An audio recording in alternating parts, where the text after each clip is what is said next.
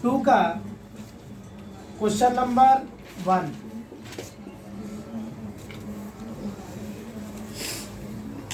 शंकु का आयतन निकालने को बोला है कि शंकु का आयतन निकालो।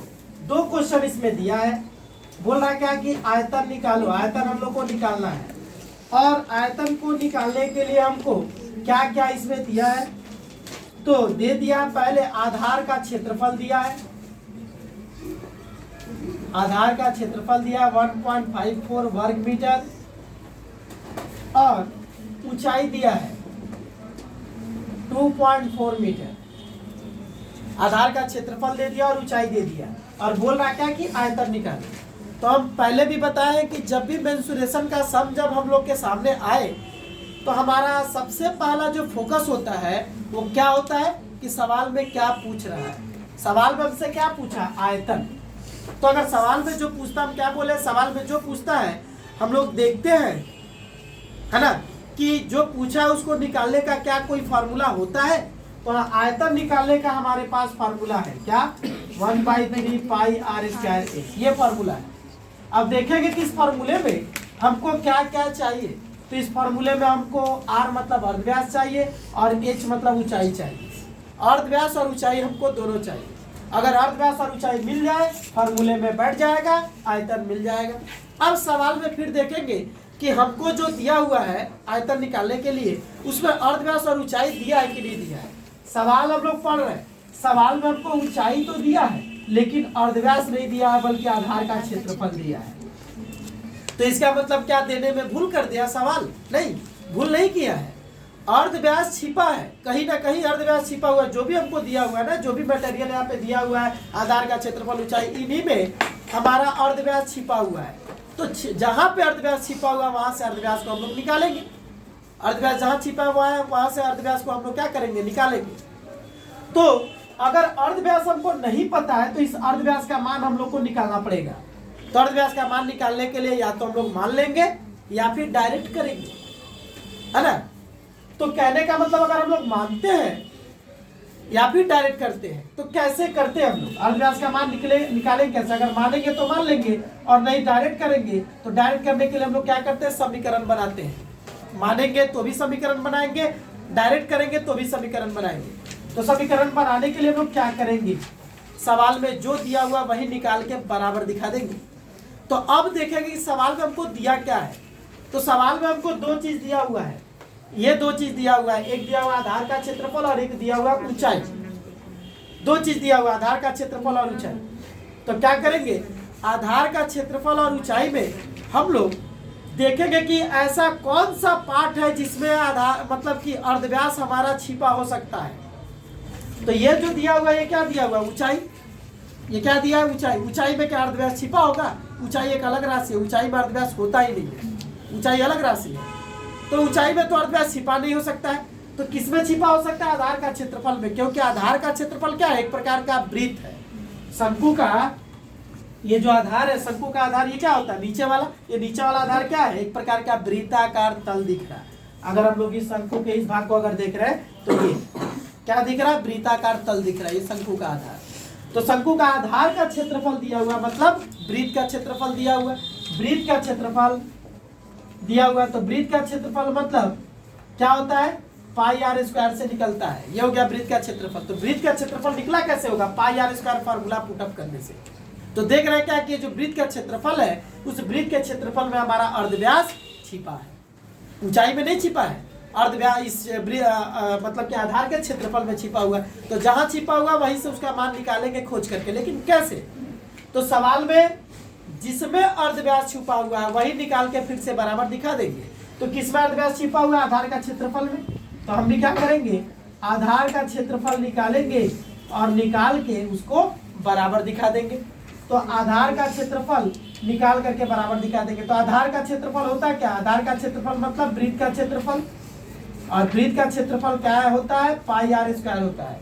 तो हम भी क्या करेंगे, आधार का क्षेत्रफल निकाल करके आधार के क्षेत्रफल के बराबर दिखाएंगे। एक समीकरण बनेगा, क्या बनेगा, एक समीकरण बनेगा।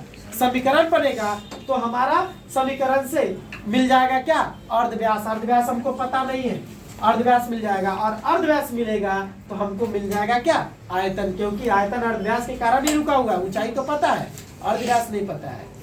तो हम लोग क्या करेंगे, सवाल में क्या बोले, जो दिया हुआ वही निकालेंगे, लेकिन जो दिया हुआ मतलब कौन सा पार्ट दिया हुआ है जिसमें अर्धव्यास छिपा हो। तो मान लेंगे मान लेंगे या फिर डायरेक्ट करेंगे कि आधार का क्षेत्रफल क्या है। तो शंकु के आधार का क्षेत्रफल जो होता है वो एक प्रकार का वृत्ताकार क्षेत्र होता है, मतलब वृत्त का क्षेत्रफल। r मतलब हो गया हमारा अर्धव्यास। तो शंकु के आधार का क्षेत्रफल हम क्या बोले, फिर से निकालेंगे और निकाल करके उसी को बराबर दिखा देंगे। तो बाई एटीपी आधार का जो क्षेत्रफल है ये पाई आर स्क्वायर, ये पाई आर स्क्वायर को हम लोग आधार का क्षेत्रफल 1.54 के बराबर दिखा देंगे। फिर पाई का मान हो जाएगा 22/7 इंटू आर स्क्वायर। हम लोग जानते हैं कि पॉइंट अगर हमारे सामने आ जाता है ना, तो बहुत बच्चों को पॉइंट को काटने में दिक्कत होने लगती है, पॉइंट से असुविधाएं होने लगती है, आंसर मैच नहीं कर पाता है। तो पॉइंट को हम लोग क्या कर देंगे, पूरी तरह हटा देंगे। तो पॉइंट को हटाएंगे तो पॉइंट के लिए आ जाएगा 1 और पॉइंट के बाद 2 संख्या, तो 2 0 आ जाएगा। अब क्या करेंगे यहाँ से, तो r का मान निकालेंगे। तो जो आर स्क्वायर यहाँ पे इंटू करा बराबर के उस तरफ जाकर के भाग करेगा, 154/100। ये 22/7 बराबर के उस तरफ जाएगा तो भाग करेगा, तो भाग करेगा मतलब उलट जाएगा, 7 ऊपर चला जाएगा, 22 नीचे आ जाएगा। अब ये 22 से कट जाएगा हमारा 7 बार में डायरेक्ट। तो आर स्क्वायर हम चाहे तो इसको इंटू भी कर सकते हैं और चाहे तो इंटू के फॉर्म में भी छोड़ सकते हैं। तो इंटू कर दे, छोटा संख्या आएगा, गुणा करने से 7 7 49/100। अगर ये बड़ी बड़ी संख्या होती तो इंटू नहीं करते, इंटू के फॉर्म में रख करके सॉल्व करते। क्यों, क्योंकि अभी भी हमको वर्गमूल निकालना बाकी, आर का मान नहीं निकला है, आर स्क्वायर है। अब इस आर से आर का जब मान निकलेगा तो इसका वर्गमूल निकालेंगे। तो इधर वाले संख्या का वर्गमूल निकलता है, इसीलिए अगर बड़ी बड़ी संख्या होती तो इंटू के फॉर्म में ही रखते। तो ये हो जाएगा आर का जब मान निकलेगा तो 49 का वर्गमूल हो जाएगा 7 और 100 का वर्गमूल 10। अर्धव्यास हमसे सवाल में पूछा है क्या? नहीं। सवाल में अगर पूछा होता तो 10 से 7 को भाग दे देते दशमलव बिंदु तक, पॉइंट तक, और आंसर लिखते। आर हमसे पूछा नहीं है कि अर्धव्यास कितना है, अर्धव्यास हमको दिखाना नहीं है, हमको अर्धव्यास का यूज करके आयतन निकालना है, बस यही मेरा काम है। तो हम क्या करेंगे, यहाँ पे इसको चेंज करके पॉइंट में रखने की कोई जरूरत नहीं है, यहाँ यहीं से हम लोग क्या कर देंगे, आयतन निकाल देंगे। तो क्या करेंगे, यहाँ से शंकु का आयतन अब निकाल देंगे। क्यों, अब आयतन क्यों निकालने जा रहे हैं, हम क्या बोले थे, आयतन निकालने के लिए जरूरत थी अर्धव्यास की। ऊंचाई तो दिया है, ऊंचाई तो यहाँ पे दिया हुआ हमको 2.4 मीटर, हमको बस चाहिए था क्या, अर्धव्यास। तो अगर यहाँ पे हमको ऊंचाई दिया हुआ है तो इन दोनों चीज को हम लोग यहाँ पे मेंशन किए हैं। तो क्या करेंगे, यहाँ पे शंकु की ऊंचाई को यहाँ पे जो मेंशन किए थे ना, तो शंकु की ऊंचाई 2.4 मीटर थी, इसको भी हम लोग बदल देंगे, किस में, पॉइंट से भिन्न में, 24/10 कर देंगे, मेंशन करेंगे पहले ही, और पॉइंट में अगर दिखेगा उसको चेंज कर देंगे पॉइंट से भिन्न में, फ्रैक्शन में। पॉइंट हटेगा, 1 आएगा और पॉइंट के बाद एक संख्या तो 1 0 आ जाएगा। तो अब शंकु का आयतन निकालेंगे, अर्धव्यास की वजह से शंकु रुका पड़ा था, अब अर्धव्यास मिल गया, अब शंकु का आयतन निकल जाएगा। तो हो जाएगा formula 1/3 pi R square H. तो 1/3 पाई का मान 22/7 बैठा देंगे इंटू आर स्क्वायर, आर मतलब अर्धव्यास पता चला है अभी अभी कि 7/10 होता है उसका स्क्वायर, इंटू एच, एच मतलब 24/10, एच मतलब ऊंचाई बैठा दिए। अब सॉल्व करेंगे फिर इसका 1/3, ये 22/7, ये टूटेगा तो 49/100 हो जाएगा, इंटू 24/10। हम चाहते तो यहाँ पे आर का जो मान निकाले है ना, वो आर का मान बिना निकाले भी हम लोग कर सकते थे, क्योंकि हमको सब में जरूरत है आर स्क्वायर की, आर का नहीं। तो यही आर स्क्वायर का मान जो 49/100 है यहाँ पे बैठा देते, आर का मान निकालने की जरूरत भी नहीं रहती। तो फिर भी ऐसे कर रहे हैं हम लोग। तो 7 से 49 कट जाएगा हमारा 7 बार में, फिर 3 से 24 कट जाएगा 8 बार में। अब देखा जाए कट तो रहा है, ये 8 से 10 कट रहा, फिर ये 22 से 100 कट रहा, कट तो रहा है, लेकिन अगर हम काट देना तो कटने से पूरी तरह से नहीं कटेगा। अगर पूरी तरह से कट जाता नीचे वाला भाग तो हम लोग पूरी तरह से काटते, इसको नहीं काटेंगे। क्यों, क्योंकि बाद में हमको इसको पॉइंट से हमको दशमलव मतलब कि भिन्न से हमको दशमलव बिंदु में भी बदलना है। क्यों, आंसर क्वेश्चन हमारा पॉइंट में है तो आंसर भी हमारा पॉइंट में आना चाहिए। तो यहाँ पे कट रहा है, लेकिन क्या पूरी तरह से कट जाएगा क्या, नहीं, कट के कुछ अंक बच जाएगा। तो बच जाएगा ना, तो उसको बाद में जैसे हम दिखा रहे हैं, जैसे मान लें कि बहुत जन ये काटता है, इसको 2 से कट गया, ये 4 बार में इसको काट दिया 5 बार में, फिर ये 2 से कट गया 2 बार में और इसको काट दिया 50 बार में, काट दिया, फिर यहाँ से कट जा रहा है 2 से 25 बार में और इसको काट दिया 11 बार में। काटने के बाद वो तो बंदा काटेगा तो सोचेगा कि ओह हम काट दिए, बहुत अच्छा काम किए, लेकिन काटने के बाद अब क्या होगा, दिक्कतें अब शुरू होगी। देखा जाए कैसे, यहाँ पे 11 है, यहाँ पे 7 है और यहाँ पे 2 है, ऊपर का ऊपर इंटू कर दिया, 11 7 77, 77 से 2 का इंटू करेगा तो हो जाएगा हमारा कितना, 154। ठीक है, तो फिर नीचे 25 से 5 का इंटू करेगा तो 125। क्या आंसर इतना लिखा जाएगा? इतना नहीं। क्वेश्चन में हमको सारा ऑप्शन दिया हुआ पॉइंट में, आंसर भी हमारा पॉइंट में आना चाहिए। अब वो बंदा क्या करेगा, या तो आंसर उसको इतना लिख के छोड़ना पड़ेगा, अगर वो इतना लिख के छोड़ दिया तो उसका मार्क्स कटेगा, अगर वो आंसर पॉइंट में लिखेगा तो ही आएगा। तो अब देखो, अब उसके पास ये दिमाग है कि हाँ इसको पॉइंट में हम चेंज करेंगे, तो क्या करेगा, अलग कहीं इसको भाग देगा, 154 को 125 से अलग कहीं भाग देगा और भाग देने के बाद पॉइंट में लेके जाएगा, फिर आंसर निकालेगा। मतलब क्या हुआ, कैलकुलेशन हार्ड हो रहा है, भाग देना सबको नहीं आता है, बार बार इंटू करना पड़ेगा, पॉइंट में ला करके देखना पड़ेगा। तो यहाँ पे कैलकुलेशन क्या हो गया, हार्ड हो गया ना। इसीलिए इस हार्ड कैलकुलेशन से बचने के लिए हम बोले थे कि यहाँ पे काटेंगे नहीं, यहाँ पे हम लोग नहीं काटेंगे, जो कटा है पहले जो कट गया बस उसी को छोड़ देंगे, यहाँ पे इसको काटेंगे ही नहीं हम लोग। ये 100 था, ये 10 था, बस जो कट गया कट गया। अब ऊपर और नीचे देख रहे हैं क्या कि पूरी तरह से कंप्लीट रूप में नहीं कट पाएगा, अगर कंप्लीट रूप में कटेगा तो ही काटेंगे, नहीं कटेगा छोड़ देंगे। क्यों? इससे हमको एक आसान, मतलब कैलकुलेशन मेरा इजी होगा। कैसे दिखा देंगे, अभी समझ में आ जाएगा। अब जो बच गया उसको इंटू कर देंगे, तो यहाँ पे बच गया 22, यहाँ 7, यहाँ पे 8, इंटू कर देंगे तो 22 से 7 का इंटू कर देंगे तो हो जाएगा 154, 1232 आ जा रहा है। इंटू करने से 8 का फिर इंटू करेंगे तो इसमें तो हो जाएगा 1232, और नीचे इंटू करेंगे तो 100 से 10 का इंटू कर देंगे तो आ जाएगा 1000। आई बात समझ में? और ये भी इंटू करना बहुत आसान है। कैसे? 1 से 1 का इंटू करेंगे 1 और 2 जीरो यहाँ, 1 जीरो यहाँ, टोटल 3 जीरो छूट रहा, 3 जीरो चुपचाप बैठा देंगे, आ गया इंटू। इंटू कुछ नहीं करना है, अंक संग का इंटू करेंगे, जीरो जितना दिख रहा बैठा दिए, कैलकुलेशन हार्ड हुआ नहीं।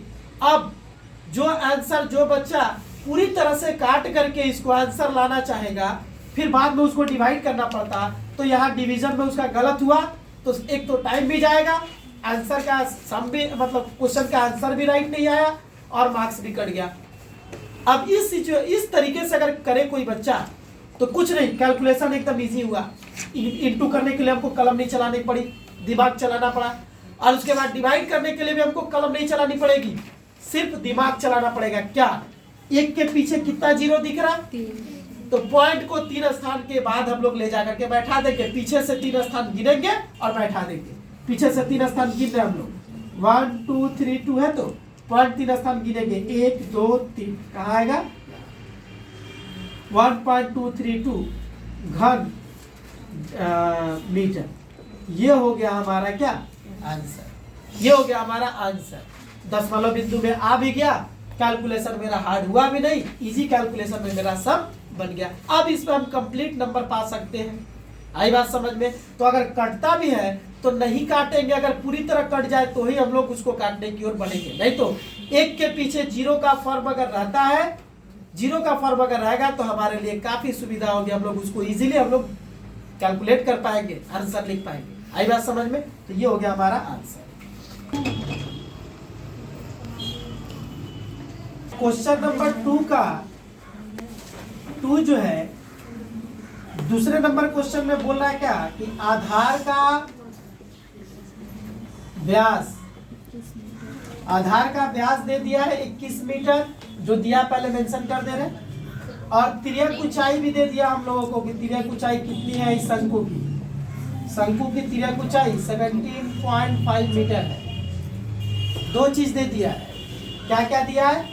आधार का एक शंकु है तो शंकु के आधार का व्यास दे दिया है और उसकी तिर्यक ऊंचाई दे दी हुई है, और हमसे पूछ रहा क्या कि उसका आयतन क्या है।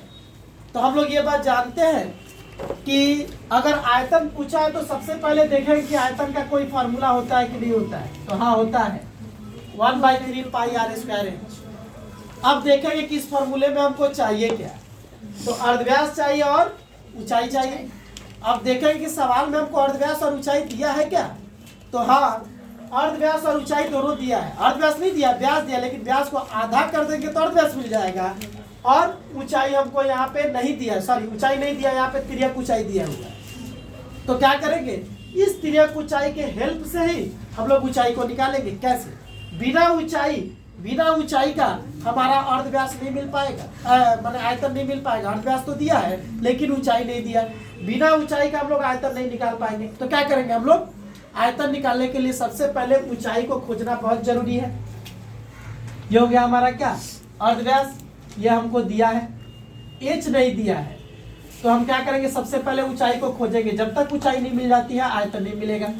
तो ऊंचाई निकलेगा कैसे? तो हम बताए हैं कि जब हमको अर्धव्यास, तिर्यक ऊंचाई और ऊंचाई, इन तीनों चीजों में जब एक चीज को निकालना रहेगा, किसी भी एक चीज को जब निकालना रहेगा और दो चीज पता है, तो हम लोग ये फॉर्मूला अप्लाई कर सकते हैं, L square equal to H square plus R square. दो चीज पता है, एक निकालना है, तो ये फॉर्मूला अप्लाई हो सकता है। तो देख रहे हैं क्या कि ये जो हमको व्यास दिया हुआ है ना, व्यास, तो यहाँ पे हम लोग, हमको जरूरत है अर्धव्यास का। तो क्या करेंगे, आधार का अर्धव्यास पहले मेंशन करेंगे सवाल में। यहाँ से सॉल्व हो रहा सवाल का। तो आधार का अर्धव्यास हमको दिया हुआ है कितना, 21 दिया हुआ हमको व्यास। इसको 2 से भाग दे देंगे तो 21/2 मीटर हो जाएगा हमारा क्या, आधार का अर्धव्यास। ये हो गया अर्धव्यास। अब तिर्यक ऊंचाई भी हमको दिया हुआ है, तो उसको भी मेंशन कर दे रहा है कि हाँ तिर्यक ऊंचाई कितनी है, तो 7.5 मीटर है। हम लोग जानते हैं कि दशमलव बिंदु को भिन्न में बदल देते हैं, तो बदल दिया जाए यहाँ पे। तो 175/10 कर दिए, पॉइंट को हटा के एक, और पॉइंट के बाद एक संख्या दिख रहा है, 1 जीरो बैठा दिया। हम इसको काट देंगे, 5 से कट रहा है, ये 5 से 2 बार में कटेगा, और ये 5 से कट जाएगा, 5 से 15, फिर 50 25, 35/2 इतना मीटर हो जाएगा। ये क्या आया, तिर्यक ऊंचाई है। आई बात समझ में, तिर्यक ऊंचाई है। अब हमको जानना है ऊंचाई। तो हमको जब तिर्यक ऊंचाई पता है और अर्धव्यास पता है, तो क्या एच नहीं मिल जाएगा इस फार्मूले से। तो हम लोग दो चीज का मान, दो मान पता है और एक मान निकालना, तो यही फार्मूले से हम लोग निकाल पाएंगे। तो ये फार्मूला बैठाते हैं, L square equal to H square plus R square. जो मान दिया आप पुटअप कर देंगे। तिर्यक ऊंचाई है 35/2, ये पुटअप कर दिए, इसका whole square equal to H निकालना है, प्लस आर स्क्वायर। आर का मान दिया हुआ है 21/2 उसका स्क्वायर। बहुत जन यही करेगा, है ना, मतलब कि इसका मान निकाल करके, इसका मान निकाल करके और इधर उधर भेज करके, नॉर्मल वही है। कोई अगर मान लेते हैं कि स्क्वायर नहीं तोड़ना चाहता है, बिना स्क्वायर के करेगा, तो भी कर सकता है। कैसे, ये स्क्वायर के फॉर्म में रहेगा और ये प्लस का फॉर्म इधर आएगा तो माइनस हो जाएगा। तो ये बन जाएगा ए स्क्वायर माइनस बी स्क्वायर के फॉर्मूले में, ए प्लस बी ए माइनस बी में तोड़ करके हम लोग कर सकते हैं। चाहे बहुत जन को यही तरीका आसान लगेगा कि नहीं हम लोग स्क्वायर में पूरी तरह से तोड़ करके ही घटाओ जोड़ करके अपना कर सकते हैं। तो 35 का स्क्वायर निकालेंगे तो कितना आएगा, तो 1225 आएगा। 2 का square 4 equal to H square. 21 का स्क्वायर हो जाएगा 441, 2 का स्क्वायर हो जाएगा 4। अब क्या करेंगे, सबको बराबर के एक तरफ ले लेंगे। तो 1225/4, ये 441 इधर आएगा, तो इधर प्लस के फॉर्म में, तो इधर माइनस हो जाएगा इक्वल टू एच स्क्वायर। अब ये सॉल्व होगा। हम बताएं कि अगर नीचे का अंक अगर समान रहता है तो लॉसा लेने की जरूरत है, डायरेक्ट जोड़ या घटा सकते हैं। नीचे का अंक अगर समान है तो नीचे जैसा वैसे ही रहेगा, ऊपर जुट रहा तो जोड़ देंगे, घट रहा तो घटा देंगे। तो नीचे 4 जैसा वैसे लिख दिए, ऊपर का घट रहा तो घटा देंगे। तो 5 से 1 जाएगा 4, फिर 12 से 4 जाएगा 8, फिर 11 से 4 जाएगा 7, 784/4 हुआ। देखेंगे कि 4 से कट जा रहा है कि नहीं नीचे वाले से, तो हाँ ये कट जाएगा। तो कटेगा कितनी बार में, 4 एकम 4, फिर 4 9 36, फिर 4 छक्के 24। तो यहाँ पे आ गया 196 इक्वल टू एच स्क्वायर। अब यहाँ से एच का मान निकालेंगे। तो एच का जब मान निकालेंगे तो स्क्वायर हटेगा तो बराबर के इस तरफ का वर्गमूल निकलेगा। 196 का वर्गमूल निकल के आ जाएगा 14। जिसको 196 का वर्गमूल नहीं निकालने आता है, वर्गमूल पूरी तरह से डायरेक्ट नहीं पता है, तो वो जानेगा किस तरह से निकाला जाएगा। तो 196 का उसको गुणनखंड निकालना पड़ेगा ऐसे। 2 से जाएगा ये उसका 2 8 16, सॉरी 2 9 18, फिर 2 8 16, फिर इसको 2 से भाग देंगे तो 49, फिर 7 से जाएगा 7 बार, तो जो 196 के लिए जो गुणनखंड मेरा आया उसको यहाँ बैठा देंगे 2 इंटू 2 इंटू 7 इंटू 7। अब 2 के लिए 1 बाहर निकलेगा वर्गमूल के, फिर 2 के लिए 1 बाहर निकल जाएगा वर्गमूल के, मतलब 2 के लिए वर्गमूल निकल गया 2 के लिए वर्गमूल निकल गया 7, और दोनों इंटू होकर कितना आ जाएगा 14। तो h मतलब हो गया 14, h 14 मतलब हो गया ऊंचाई हमको पता चल गई कि 14 है। और हम बोले थे कि आयतन निकालने के लिए अर्धव्यास पता है लेकिन ऊंचाई नहीं पता, ऊंचाई निकालना पड़ेगा। बिना ऊंचाई का हम आयतन नहीं निकाल पा रहे थे, अब हमको ऊंचाई मिल गया, अब आयतन निकाल पाएंगे। यहाँ पे लिखेंगे शंकु का आयतन, तो शंकु का आयतन क्या हो जाएगा, तो 1/3 पाई आर स्क्वायर एच, तो 1/3 पाई का मान हो जाएगा 22/7 इंटू आर स्क्वायर। आर मतलब अर्धव्यास, अर्धव्यास कितना है हमारा ज़रा देखा जाए तो 21/2 है यहाँ, इंटू एच मतलब ऊंचाई, ऊंचाई अभी अभी आए 14, काट देंगे ये 7 से 21 कट जाएगा 3 बार में, फिर 3 से 3 कट जाएगा और एक स्क्वायर है सर, ओ सॉरी ये मैं वैल्यू पुट अप नहीं किया अभी। 1/3 पाई का मान 22/7 इंटू आर स्क्वायर, आर का मान 21/2 है, उसके ऊपर स्क्वायर बैठेगा इंटू एच, एच मतलब हो जाएगा 14। फिर ये 1/3 इंटू 22/7 इंटू 21/2 का स्क्वायर हो जाएगा 21/2 का 2 बार इंटू 14। 7 से 21 कट जाएगा 3 बार में, फिर 3 से 3 कट जाएगा, फिर 2 से 22 कट जाएगा 11 बार में, फिर 2 से 14 कट जाएगा 7 बार में।